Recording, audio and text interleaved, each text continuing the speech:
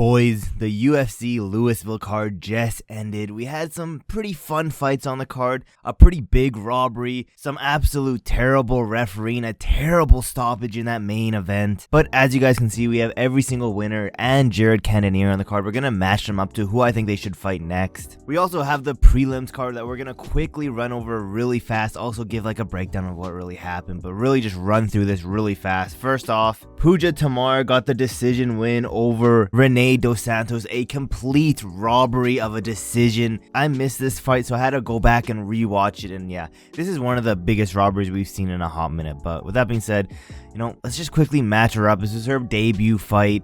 She didn't look all that great. Let's match her up with Daniela Bella Beta. Fun matchup. Should be able to fight relatively soon schedule-wise on both of these girls, but let's keep moving on. Taylor Lapilus got that decision win over Cody Stamen.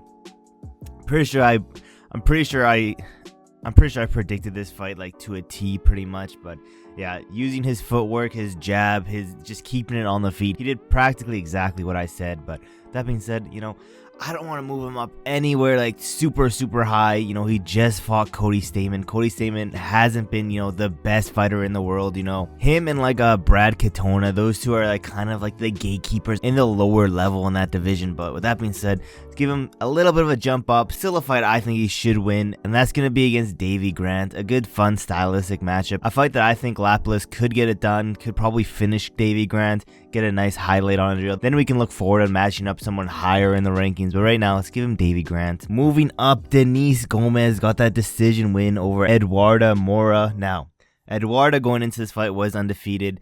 She just looked... It was women's MMA at the end of the day. You know, there's not much left to say.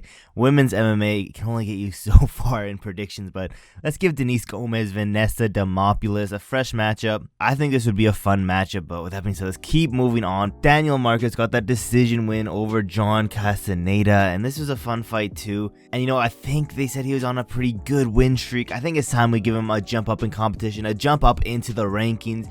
Maybe not exactly into the rankings. I don't know where this guy is ranked currently in the division. He's either just at number 15 or he's just outside the rankings. But let's give Daniel Marcos, Pedro Munoz a good jump up in competition, a good jump up in the rankings. If he gets this one done, we can look into like the top 10 in bantamweight for him next. But right now, Pedro Munoz. Let's keep moving on. Brad Katona. I kind of already went over this in the Lapilus fight. Brad Katona won. Cody Stamen lost. I think Cody Stamen is a little bit higher in the rankings, so let's give them each other. I think this would be a fun matchup. Two like gatekeepers fighting each other. Keep moving on.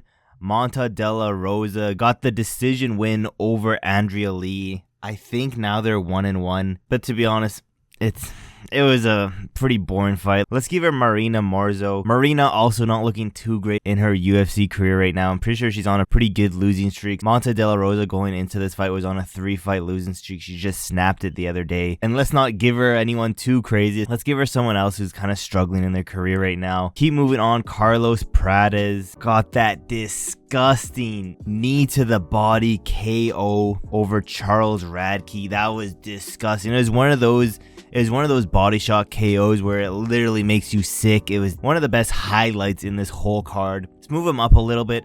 I kind of, you know, I'm giving Carlos Prates this guy mainly because I want this guy to be punished.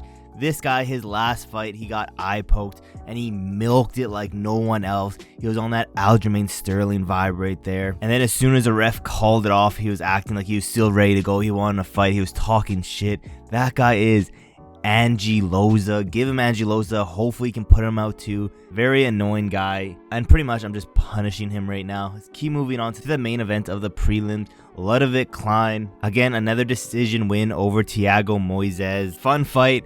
He hurt Thiago Moises, I think, in the second round.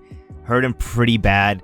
That being said, I think this is a fun matchup we can do. Ludovit Klein versus Goram Kutseledze. I think this would be one of the funner fights we can make in this whole video. I'm not gonna lie.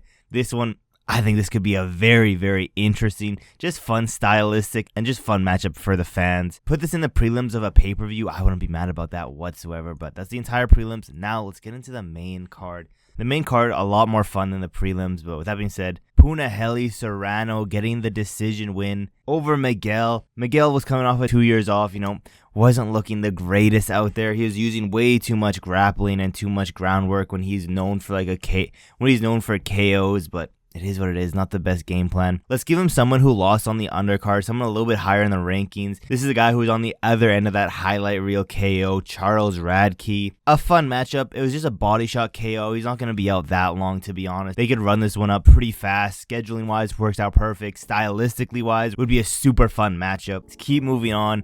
Zachary Reese. This is a crazy fight too.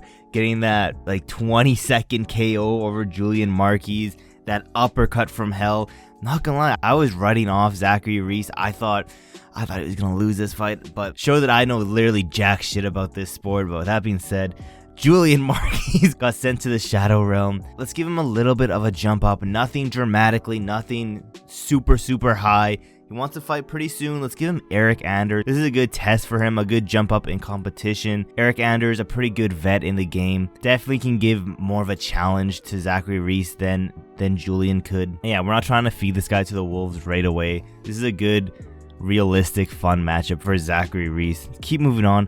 Bruno Ferreira also getting that first round KO over Dustin, and that was a crazy spinning elbow. Love to see this. Like I said, this whole main card was pretty fun. Let's give him a little bit higher up the rankings into Rodolfo Vera. A little bit higher up the rankings. You don't want to give him anything too high up just yet. Let's get him this fight, see how he does. If he wins this one, then we can look a little bit higher up in the rankings. But yeah, super fun matchup. And yeah, we have 4 more to go to. RAUL Rosas Jr. getting that second round submission. And yeah, I don't want to push RAUL Rosas Jr. too high up the rankings. I definitely want to give him more of a test. I want to give him someone that he can probably still win. But this guy, a little bit more experience, been in the UFC a little bit longer than RAUL Rosas Jr. That's going to be Damon Blackshear. I think this is going to be a fun stylistic matchup. Definitely a fight we can gauge how good RAUL Rosas Jr. is compared to some of his other fights. And yeah, he took literally no damage that fight. We can run this fight super quickly. Damon Blackshear, I'm pretty sure, is ready to fight, so we can run this fight in the Sphere card. I wouldn't be mad about that. Plus, Damon Blackshear kind of has a little bit of a name value to him, so just even more of a reason for RAUL Rosas Jr. to take this fight. Let's keep moving on. Dominick Reyes finally gets it done. I'm not gonna lie, I thought this man was cooked. I thought he was gonna get knocked out in the first round, but you guys can't tell me every single exchange these guys had, and Dominick Reyes would even just get jabbed to the face. You weren't subconsciously thinking, "Yep, this is it. This man's getting put out." Because every time he got hit, I was just preparing for the knockout. But seems like he's healed up that glass jaw. He's back on a winning streak now. I don't want to give him anyone too high up the rankings. I know in the commentating, they're like, yeah, so many of these top 15 fights are going to be so fun for Dominick Reyes. But no. I don't want to give him no top 15 fights, to be honest. I want to see him still get his mojo back. You just got to win now. Let's keep building on that winning streak. Someone I think he can get it done against. Let's give him Ovin St. Preux, an old vet in the game. And at this point, if you can't beat old man OSP, then to be honest, I don't think you deserve to still be in the top 15. Dominick Reyes coming into his prime as well. And to be honest, I think he can knock out OSP. Still going to be a fun matchup. Still a matchup where Dominick Reyes can still get knocked out in. But with that being said, let's keep moving on to the main event. This fight was terrible. I can't believe they stopped this card.